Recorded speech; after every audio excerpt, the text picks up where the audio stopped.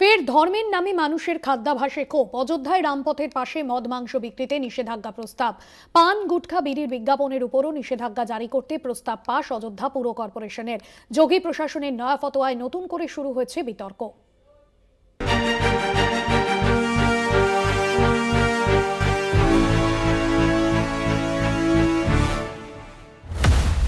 নবরাত্রি উপলক্ষে অযোধ্যায় আমিষ বিক্রির উপর হুলিয়া জারি করেছিল যোগী সরকার। জানিয়ে বিতর্ক কম হয়নি। বিজেপির এজেন্ডা হিন্দুত্বকে সামনে রেখে ভোট রাজনীতির ফয়দা তোলা। এই ইস্যুকে সামনে রেখে বরাবরই সরব হয়েছে বিরোধী শিবির। এবার ফের একবার ধর্মের নামে রাজনীতির ময়দানে বিজেপি। উত্তরপ্রদেশে রাম মন্দির চত্বরে মদ মাংস বিক্রির উপর নিষেধাজ্ঞা জারি করে বিতর্কে যোগী আদিত্যনাথ প্রশাসন। 14 কিলোমিটার দীর্ঘ রামপথের পাশে মদ ও মাংস বিক্রি নিষিদ্ধ করার জন্য একটি প্রস্তাব পাশ করেছে অযোধ্যা পুর কর্পোরেশন মেয়র, ডেপুটি মেয়র এবং 12 জন কর্পোরেটরদের নিয়ে গঠিত নির্বাহী কমিটি কর্তৃক এই প্রস্তাব গৃহীত হয়েছে। পান গুটখা বিড়ি সিগারেট এবং অন্তর্বাসের বিজ্ঞাপন নিষিদ্ধ করার প্রস্তাবও দেওয়া হয়েছে। অযোধ্যায় মদ মাছ মাংসের দোকানের অভাব নেই, বরং অন্য শহরের তুলনায় খানিক বেশি আছে।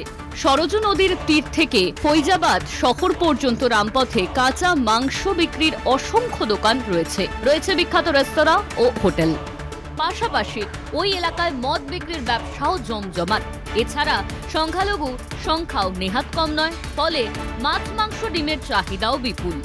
এই পরিস্থিতিতে মদ মাংস পান গুটখা বিক্রির উপর যোগী প্রশাসনের নয়া ফতোয়া ব্যবসায়ীদের আয়ে ক্ষোভ বসাবে। এ বিষয়ে অযোধ্যার মেয়র গিরিশপতি ত্রিপাঠী বলেন, নিষেধাজ্ঞার সিদ্ধান্তটি আনুষ্ঠানিকভাবে অযোধ্যার জেলা ম্যাজিস্ট্রেটকে জানানো হয়েছে। এটি বাস্তবায়নের বিষয়ে তিনি সিদ্ধান্ত নেবেন।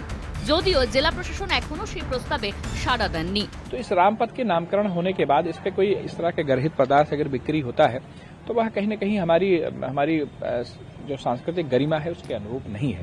प्रभु श्री राम इस भारत के नायक हैं और उनके नाम पर अगर कोई पथ बना है तो उस पथ पे इस तरह की बातें नहीं होनी चाहिए।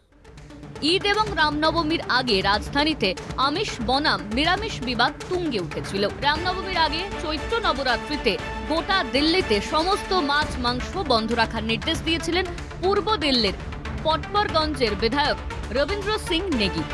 সেই নিয়ে বিরোধীদের লাগাতার আক্রমণের মুখে পড়েছিলেন বিজেপি বিধায়ক সহ গোটা দল। এবার যোগী প্রশাসনের নয়া ফতোয়ায় স্বাভাবিকভাবেই প্রভাব পড়বে সাধারণ মানুষের খাদ্যাভ্যাসে। জানিয়ে নতুন করে শুরু বিতর্ক। কলকাতা টিভি।